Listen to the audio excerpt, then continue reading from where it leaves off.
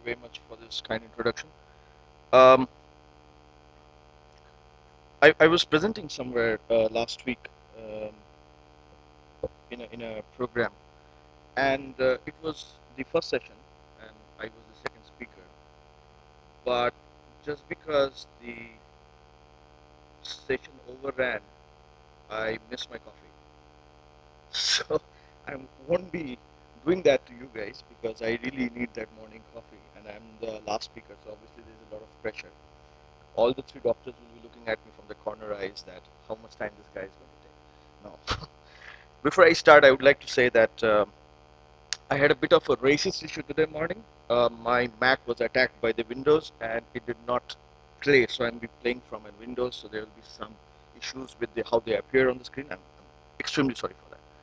And so my name is Parthaa Bosu. My name is not there because I don't think that's very important because you seldom walk into a presentation with the audience where you probably know almost 50% of the audience. So it's really good to be here. I'll be talking about something which is reducing emission from the heavy duty vehicles using policies. And I thought of starting this presentation with a picture which is oh, okay,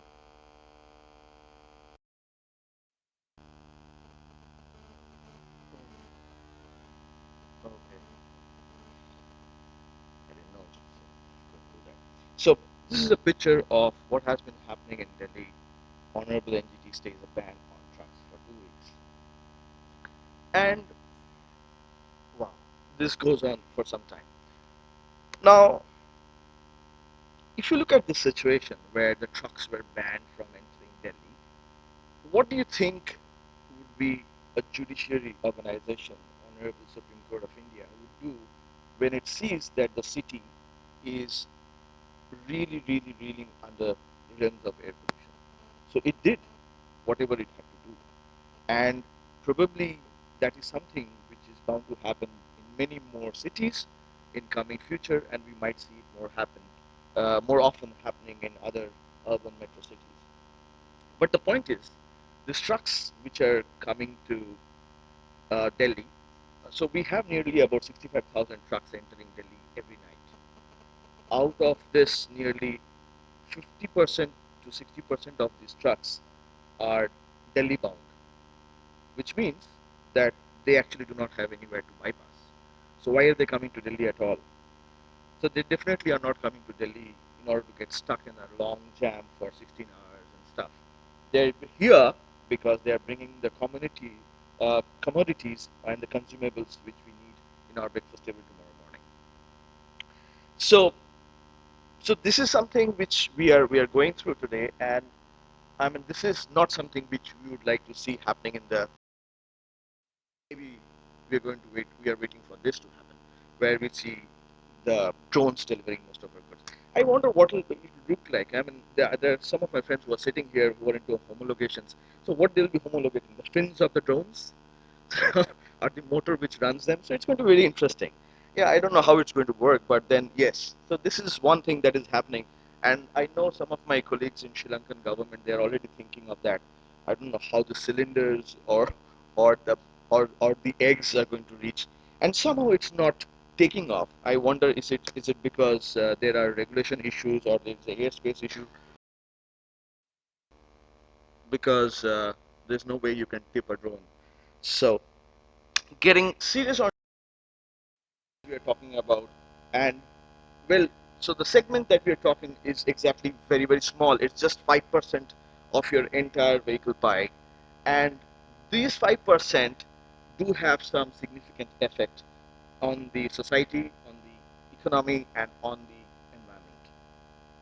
So this 5% vehicles, which travels nearly 23% or 25% of the entire transport we get, contributes to nearly 25, more than 25% of the road accidents that we get across in cities, and which is a very big social issue.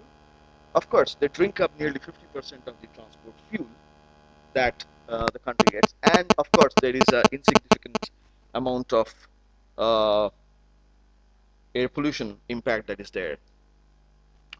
And if we talk about it, I mean, when we look at the impacts when it comes to the society, we find that freight still remains as a physical expression of the entire economy. I mean, look at the stuff that's around you. Everything has come using freight. I mean, of course, except you guys. And it nearly consumes 50% of the total fuel, as I rightly said. So, which is a very big amount, and there is a skewed impact. So if we are talking about freight and if freight remains as such a big issue, isn't there any way how we can make it more efficient? So if trucks, which constitutes one of the largest chunk of this entire freight, road freight industry, and how do you think other countries or other developed nations have worked around in order to make them more efficient? Goods. And if you look at that, so there are many ways these goods are coming to the country. There are shippers, they are transporting their goods in different ways, and from the different distribution channels, they're reaching us for providing our daily consumption. But this entire system, which we are currently seeing, it's only driving into more and more emissions. And why do we think it's happening that? Well, one of the reasons that we can see is definitely, which probably you guys already know, that the industry is extremely, extremely fragmented.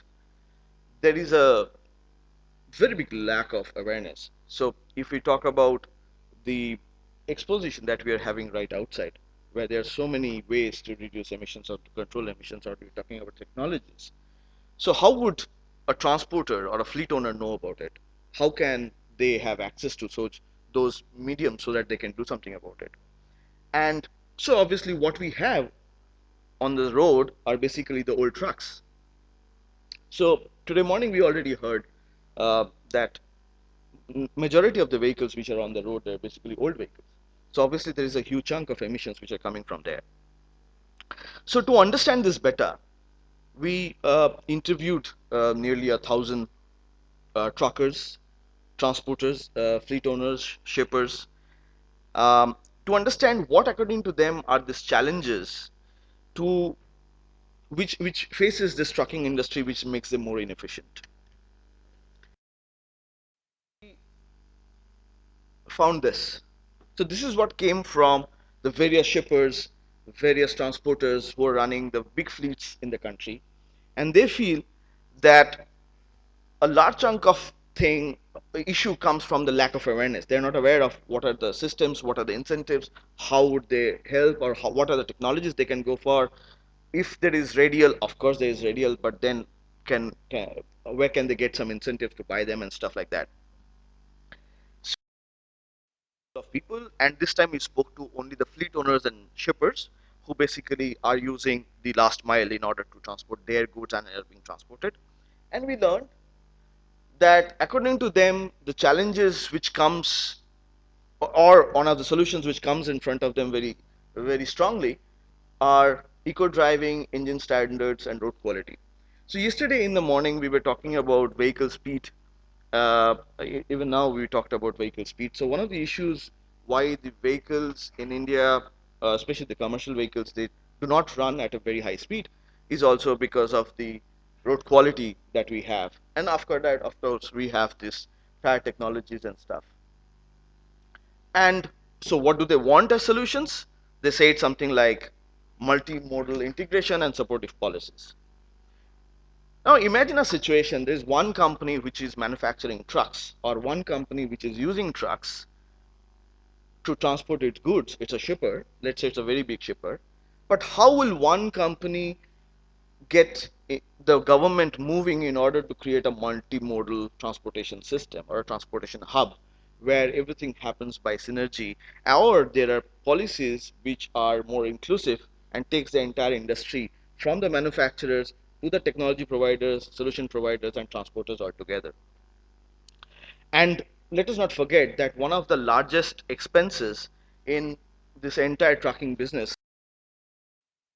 So when it comes to this fuel, we learned that from the Shell study that the fuel efficiency is one of the most important factors but only about and even 68% of them do not know. So only about a handful of them know how to do fuel efficiency when it comes to the trucking business. So the factors which are affecting this industry, if we look at it a little closely, we find that low level of human skills. Of course, we are talking about drivers, cleaners, uh, porters who are doing the shifting, and of course, there is a skill issue. A very high level of consumptions and emissions, very low level of technology presentation. So all the technology that we are talking about, they do not percolate down, they do not penetrate to the last person or the last transporter. And obviously there are issues of increase in freight volume. So when we talk about increase in freight volume, there used to be a time when nearly 70% of the freight in India was being transported using rail, and rest 30% was being transported by road. Today, exactly the opposite thing is happening, where there's a chunk of being shipped transported by road, and only a small significant amount, 30% is being done by the railways. When we look at this, we understand that governance plays a very important role here. Until and unless we have the governance and the policies in place from the government, we do not have the ability to design any kind of policies for this complex, fragmented industry. There are a lot of policies that we bring around, but they will be most of the time knee-jerk solutions, knee-jerk reactions, because we are unable to understand exactly what is going to help us and devise real solutions for them. So, research organizations will continue to play a key role, but the point is that what role do you play when you don't have any data when it comes to the trucking and the freight? So, is this something which is new? Have ever policymakers taken a role beyond, and have they come forward for the trucking industry in order to reduce emissions from this large chunk? Well, one of the examples that is there already in front of many of us is called the US Smartway, which is being run by the US EPA, and it started in 2004 with just about 50 companies, and today it has 3,000 plus companies which are registered under that, and who are taking the benefit of designed policies which helps everyone, starting from the shippers or the manufacturers to the transporters and the fleet owners and the end users. So by using them, the industry has already saved nearly $25 billion in fuel savings, plus a huge chunk when it comes to the environmental impacts. These are some of the people who are partnered with the US Smartway, and this is something that is currently happening, and there are a lot of people who are on board whom probably you would know. And this is an example of how policies and partnerships have worked together by being side by side, where a platform is provided where industry and all the diverse stakeholders come together and design policies for themselves. We have similar examples in Singapore and Europe, but the lead has been taken by the private sector. In case of Singapore and Europe, both it is DHL which is taking the lead in terms of creating a grain freight association. But India isn't too far behind. We have two initiatives in India. One is called the Green Freight India Working Group, which is more of a national level working group where the Niti Aayog is taking the lead.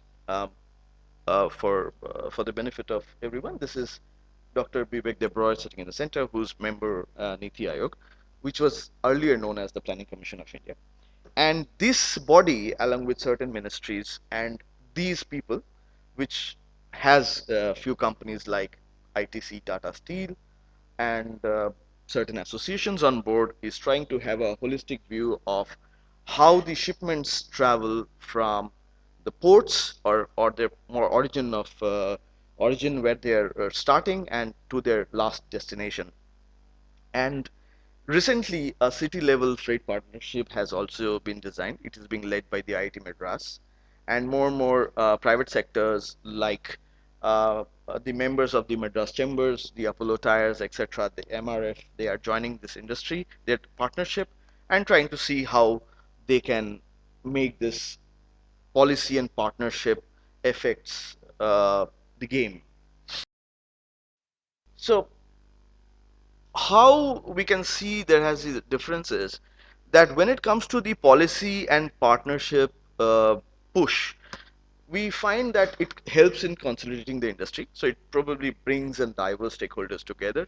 People like policymakers, academia, research bodies, truck manufacturers, fleet owners, etc. They all come together. Obviously, the industry becomes much more aware. So there is a bigger platform where people talk together, and uh, the the information percolates down to a larger extent compared to what it was before. And of course, it also gives a lot of access to finance. So, for example, in the Green Freight India Working Group, there is a financial subgroup which is being led by Shrey. So, Shrey is a consulting firm in India, and they're trying to design financial tools, how financial mechanisms and soft loans can be designed for truckers in order to avail the technological interventions. And of course, what we have at the end, efficient trucks. So if there is a policy, in absence of policies like scrappage, etc., we can't expect the trucks to have a renewal, or we can't expect retrofits to happen. So for that, we need conducive policies. And only when these three are in place, we can expect a higher efficiency from our trucks, which will obviously lead to high profitability and lower emissions. So, so is there a head in this? So there is a formula, and the formula is identify the correct stakeholders. You should have a proper stakeholder in place, which are basically a mix of all kind of, when it comes to manufacturers, fleet owners, shippers, and transporters. And then you create a partnership. You try to design a roadmap, and after that you do some pilots. Try to test them. So like for example, in our case, when this Green Freight India working group was formed, one of the pilot that was done was with Tata Steel. So Tata Steel gave away 10 of our drivers and one of the trucks. Um, and we used the trucks in different kind of terrains, and there was a 70-kilometer stretch that was identified, and the truck was run in different kind of interventions. And honestly, Dr. Sengupta, as he said, that we found that inspection maintenance as one of the cheapest and most effective uh, value proposition, because using inspection and maintenance on that truck, which was nearly 8 years old, we got a fuel efficiency improvement of nearly 40%. So you do the testing of your concepts, and once you feel that your concepts are in place, you go ahead and do the implementation. It is difficult to come up with low-hanging, mutually agreeable policies at first, but then you have to identify the low-hanging fruits and start from there. So, we continue to be the part of the working group with Niti Aayog, which also works on transport skill development. So, this is where we try to bring these initiatives on board. My slide. My name is Parthaa Bosu. I work for DFAC. I'm the Innovation and Future Strategies. So we have these two partnerships which are there. In case any of you fall under any of these purviews and would like to be partner, please do write to us. Our email ID is there. Thank you very much. Forum is open for few questions if they are there.